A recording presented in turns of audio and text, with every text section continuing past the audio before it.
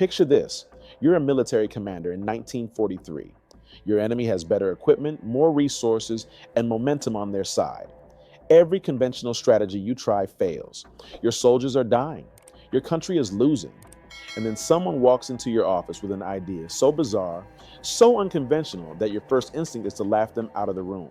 They want to strap bombs to dogs, or drop fake paratroopers made of straw, or float a corpse with fake documents across enemy lines. Here's the thing though. Some of these insane ideas actually worked.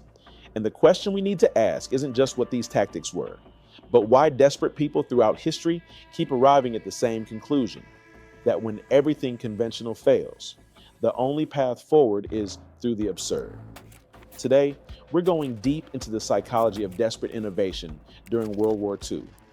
We'll explore how the pressure cooker of total war forces the human mind to break every rule, cross every ethical line, and sometimes stumble onto strategies that change the course of history.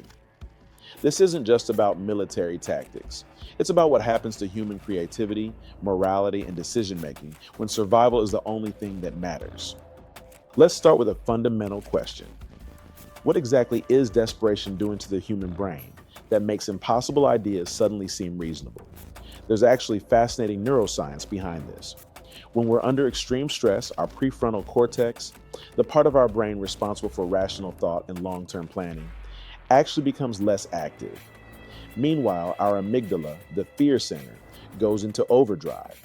This isn't a design flaw, it's an evolutionary feature. When our ancestors faced immediate threats, they needed to act fast, not deliberate endlessly. But here's where it gets interesting for our purposes.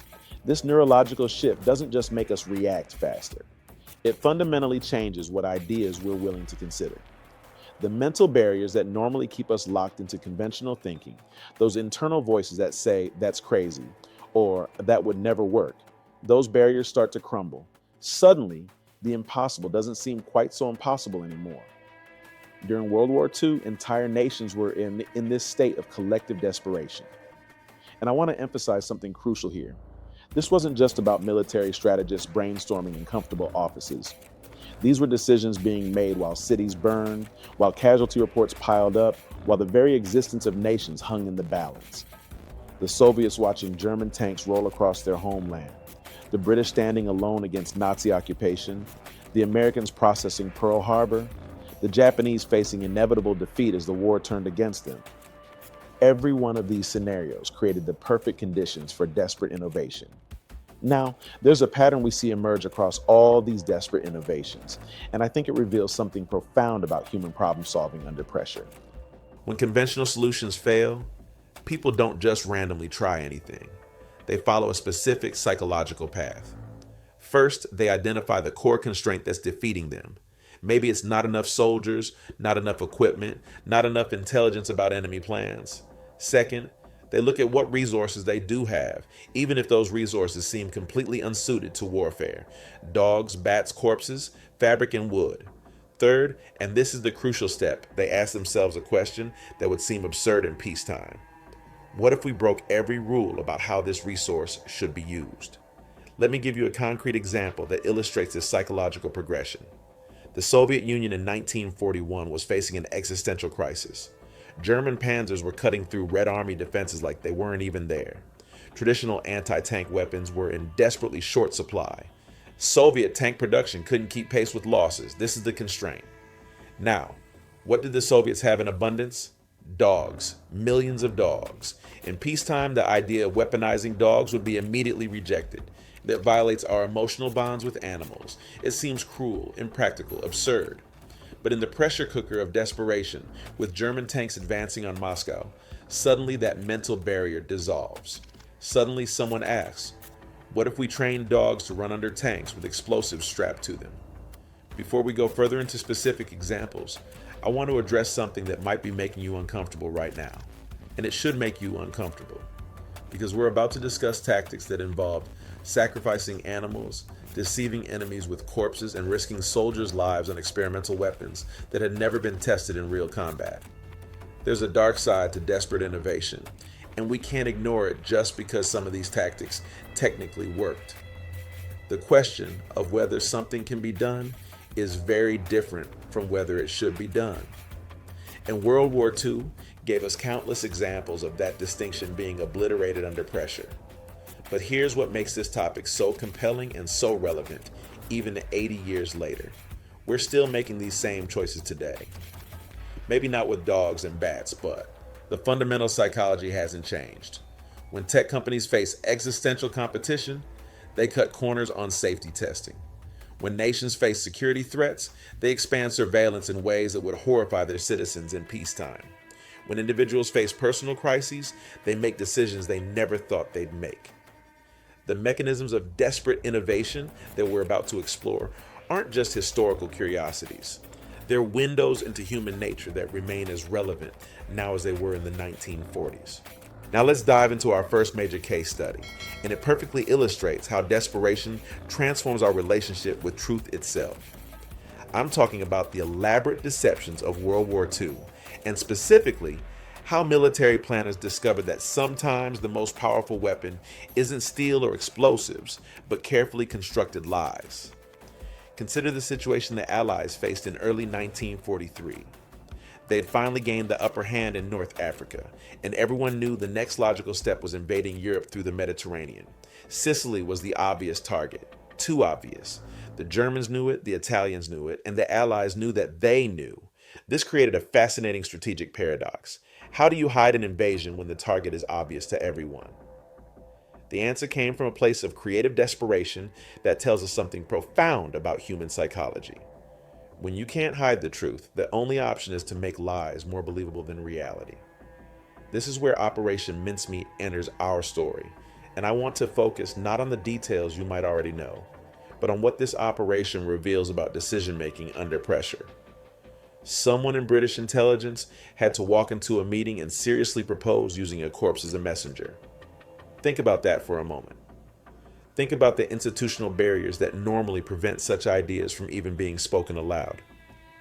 You're suggesting taking a dead body, creating an entirely fictional identity for that person, complete with love letters and receipts and a carefully crafted life story, then floating that body toward enemy territory, hoping that spies will find it and believe everything. In peacetime, that person would probably be dismissed as unhinged. But in the desperate circumstances of 1943, that same idea received approval from the highest levels of British command. What changed? The calculation of acceptable risk and acceptable ethics shifted dramatically. British intelligence officers weren't suddenly different people with different moral frameworks. They were the same individuals who in peacetime would have recoiled at desecrating a corpse. But desperation has its remarkable ability to recalibrate our ethical boundaries. Suddenly, the potential benefit, diverting German forces away from the real invasion site and saving thousands of Allied lives, outweighed considerations that would normally be paramount. And here's what's really fascinating about Operation Mincemeat. It worked precisely because the Germans were also operating under desperation. They wanted to believe they'd intercepted genuine intelligence. They needed a win, needed to feel like they'd outsmarted the British, needed to justify their intelligence apparatus. So when they found this body with its meticulously crafted backstory, they did exactly what the British anticipated. They verified the details, found everything checking out because British intelligence had been extraordinarily thorough, and then convinced themselves they'd stumbled onto authentic plans. This creates what I call the desperation feedback loop. Desperate defenders create elaborate deceptions, and desperate attackers are more willing to believe those deceptions because they're desperate for any advantage. Both sides are operating with degraded skepticism because skepticism is a luxury of security, and nobody in World War II felt secure. But Operation Mincemeat was just one piece of a much larger deception strategy. On D-Day itself, the Allies deployed another desperate innovation that reveals even more about how pressure transforms our thinking. They dropped hundreds of dummy paratroopers called Rupert across Normandy. These weren't sophisticated robots or anything. They were literally straw dummies with firecrackers attached. In any other context, this would seem comically inadequate, but the psychological insight behind this tactic was brilliant. The designers of this operation understood something crucial about how humans process information under stress. When German soldiers heard explosions, saw shapes falling from the sky, and received panicked reports from multiple locations, their brains didn't have time to carefully evaluate whether those paratroopers were real. The chaos overwhelmed their ability to distinguish real threats from fake ones, and that's exactly what the Allies were counting on. They weren't trying to fool a careful observer examining evidence in a quiet room. They were trying to overwhelm decision makers who were already stressed, already scared, already operating with incomplete information. The genius of these deception tactics wasn't in their technological sophistication. It was in their psychological sophistication. The planners understood that desperate people make predictable errors in judgment, and they weaponize those errors. This raises uncomfortable questions about manipulation and ethics that we'll return to. But first, I want to show you how this same desperation drove even stranger innovations when it came to actual weapon systems. If deception tactics reveal how desperation changed our relationship with truth, then the bizarre weapons of World War II reveal how desperation changed our relationship with life itself. And I need to warn you, some of what we're about to discuss is genuinely disturbing, not because of graphic violence, but because of what it reveals about how far humans will go when survival is at stake. Let's start with something that might seem almost quaint compared to what comes later. The Italian Navy developed human torpedoes, devices where men would literally ride torpedoes like underwater motorcycles into enemy harbors. Now, on the surface, this seems reckless, and it absolutely was. But let's understand the desperation behind it. Italy had a navy that couldn't match British firepower in open combat. Their surface ships were outgunned. Their submarine fleet was struggling. So they asked that fundamental question of desperate innovation. What unconventional resource do we have access to?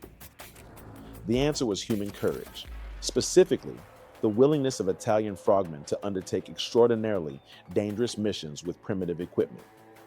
These men would ride these torpedoes for hours in freezing water, breathing through unreliable apparatus, navigating in complete darkness, cutting through defensive nets, all to attach a bomb to the hull of a ship and then try to escape before it exploded. Most missions failed. Many men were captured or died, but a few succeeded spectacularly, damaging British battleships and demonstrating that desperate innovation could overcome technological disadvantage. Here's what I find psychologically fascinating about this tactic. It required a completely different calculation of acceptable risk than conventional warfare. In a normal naval battle, you're risking your life, but you have weapons, armor, and a fighting chance. On a human torpedo, you're accepting near certain capture or death for a small probability of success. That requires either extraordinary desperation, extraordinary belief in your cause, or both. The Italian frogmen who volunteered for these missions weren't irrational. They simply recalculated what constituted acceptable odds when the alternative was certain defeat. But if you think Italian human torpedoes were extreme, let me introduce you to a level of desperation that's almost incomprehensible to modern minds. Japan's Kaiten torpedoes took the concept and removed the one element that made it remotely acceptable: the possibility of survival. These weren't vehicles you rode alongside and then abandoned. You climbed into a cramped compartment, got sealed in, got launched from a submarine, and piloted yourself directly into an enemy ship with no escape mechanism, no possibility of abandoning the mission, no hope of survival. This was a suicide weapon by design. Now, we have to be really careful here because it's easy to exoticize Japanese kamikaze tactics as some uniquely fanatical cultural phenomenon. That's both inaccurate and prevents us from understanding the actual psychology at work. What Japan faced by late 1944 and into 1945 was total desperation on a national scale. American forces were advancing across the Pacific. Japanese industry couldn't replace lost aircraft or ships. Traditional tactics had failed completely. And Japanese military leadership, operating under the pressure of imminent defeat, asked themselves that same question: what unconventional resource do we have? Their answer was the willingness of some soldiers to sacrifice themselves if it meant any chance of damaging the enemy. This wasn't about fanaticism. It was about a calculation, admittedly a horrifying one, that one pilot in a Kaiten had a better chance of sinking an American ship than that same pilot in a conventional attack with the aircraft they had left. The desperation wasn't in the individual pilots, though some undoubtedly felt it. The desperation was at the command level, where leaders had run out of options and were willing to sacrifice their own men in increasingly desperate gambles. And this brings us to perhaps the most ethically troubling aspect of desperate innovation: the willingness to sacrifice those who cannot consent. I'm talking about the Soviet anti-tank dogs and the American bat bombs. In both cases, military planners looked at the animal kingdom and asked whether creatures could be weaponized to overcome human limitations. The psychology behind these decisions reveals something deeply uncomfortable about how desperation erodes ethical boundaries. The Soviet anti-tank dogs emerged from a very specific desperation. German panzers were devastating Soviet defenses in the early years of the war. The Red Army needed ways to stop tanks, but anti-tank weapons were scarce. So someone proposed training dogs to run under tanks carrying explosives. Initially, the plan was for dogs to drop the explosives in return, which at least preserved some veneer of animal welfare. But that proved too difficult to train, so the tactic evolved into something darker. Dogs would carry explosives that detonated when a lever on their back struck the underside of a tank. The dogs were being trained to run to their own deaths, and here's where the desperation becomes really clear. This tactic failed spectacularly in actual combat. Dogs got scared, ran back to Soviet lines with live explosives, and killed their own handlers. They attacked Soviet tanks because that's what they'd been trained on. German soldiers shot any dogs they saw. Despite all this, Soviet command continued the program because they were that desperate for any anti-tank solution. The psychology here is clear. When you're losing, even ideas that demonstrably don't work keep getting second chances because doing nothing feels like guaranteed defeat. The American Bat Bomb Project reveals a different flavor of desperate innovation. By the time Project X-Ray was seriously considered, America wasn't facing defeat. They were winning. But they were desperate to find a way to damage Japanese war production without the massive casualties of traditional bombing. So a dentist, not a military strategist, proposed arming bats with tiny incendiary devices and dropping them over Japanese cities to start fires. What's remarkable here is how far this absurd idea progressed. It received government approval, resources were allocated, tests were conducted, and during one test, escaped armed bats actually burned down part of the test facility, accidentally proving the concept worked. The fact that this happened at all reveals how desperation can make organizations pursue ideas that would normally be rejected in the first 5 minutes of discussion. The project only stopped because atomic bombs rendered it moot, not because anyone decided it was too bizarre or impractical. So we've explored these desperate innovations, these bizarre tactics that emerged from the pressure cooker of total war. But now we need to grapple with the harder questions. What do these tactics teach us about human nature, about ethics and extremists? And most importantly, are we still making these same desperate gambles today, just in different forms? Let's start with success versus morality, because these aren't the same thing, and World War II makes that distinction painfully clear. Operation Mincemeat succeeded brilliantly, helping save thousands of Allied lives. The dummy paratroopers on D-Day successfully confused German defenders. Italian human torpedoes damaged British ships. By narrow military metrics, these desperate innovations worked. But working doesn't equal being right. And this is the trap of desperate innovation. Success validates the decision in retrospect, making us forget the ethical boundaries that were crossed to get there. Think about the corpse in Operation Mincemeat. Glendore Michael, a homeless man who died tragically, whose body was used without any conceivable consent, not from him or any living relatives. His death became a tool of war, his identity erased and replaced with fiction. The operation's success made this acceptable in historical memory. But should it be? If the operation had failed, would we view the desecration of his body differently? The fact that our moral judgment depends on outcomes reveals how desperate innovations corrupts our ethical reasoning. Or consider the anti-tank dogs. Even by military standards where we accept that soldiers risk their lives, weaponizing animals that cannot understand or consent to their role raises profound questions. The tactic mostly failed, killing Soviet soldiers more often than destroying German tanks. But even if it had succeeded, would that have justified the approach? Desperation made Soviet commanders willing to try anything, but desperation doesn't actually change what's ethical. It just changes what we're willing to do. This creates what I call the retrospective justification trap. When desperate innovations succeed, we write them into history as clever solutions. When they fail, we write them off as bizarre curiosities. But the morality of the action shouldn't depend on its outcome. Using corpses as messengers, training dogs for suicide missions, creating weapons with no survival mechanism for their operators, these actions have ethical weight independent of whether they achieve military objectives. And here's where this gets really relevant to your life right now, today, not just as history.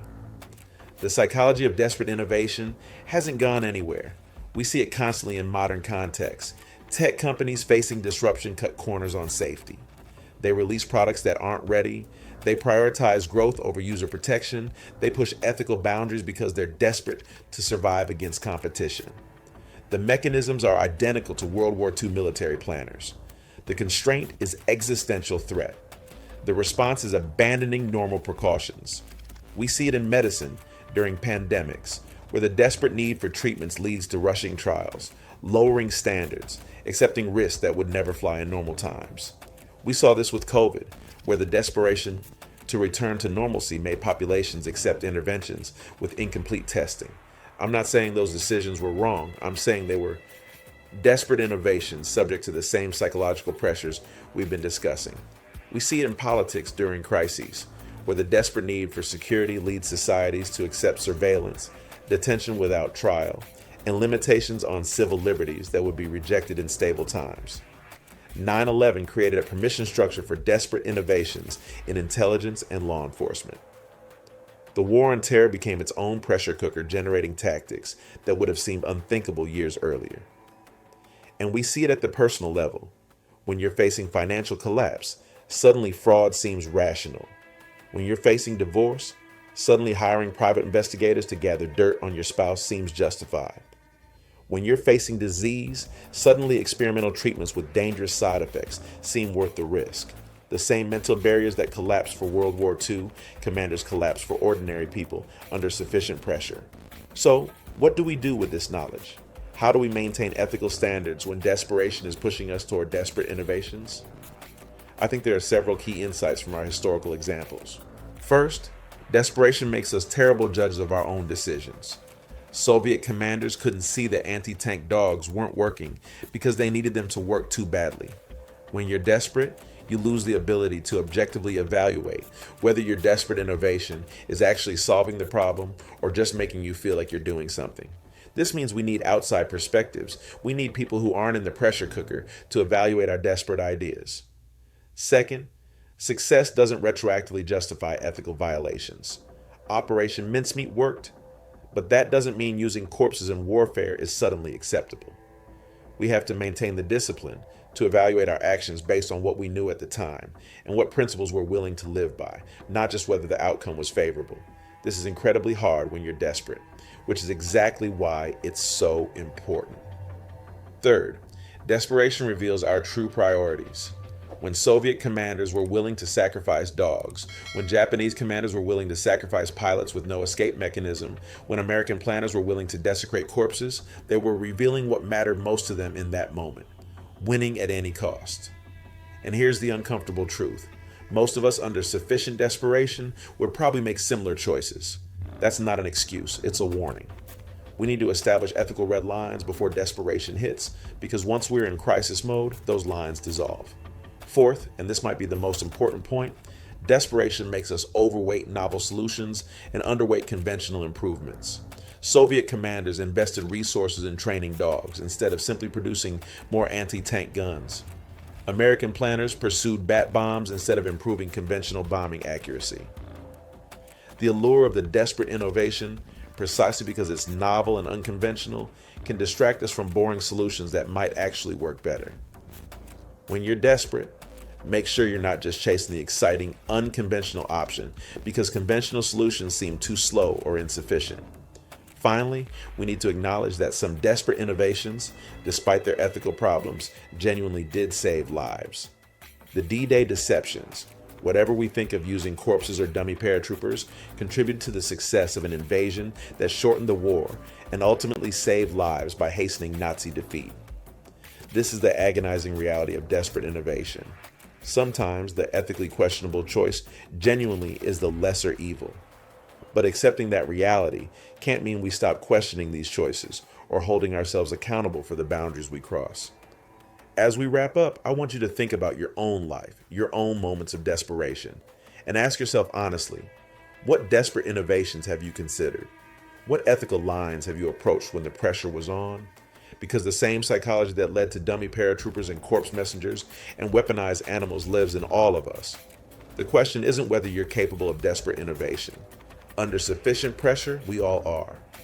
The question is whether you can maintain enough perspective, enough ethical grounding, enough wisdom to know when desperate innovation crosses from clever solution into moral catastrophe. World War II showed us that humans are capable of extraordinary creativity under pressure.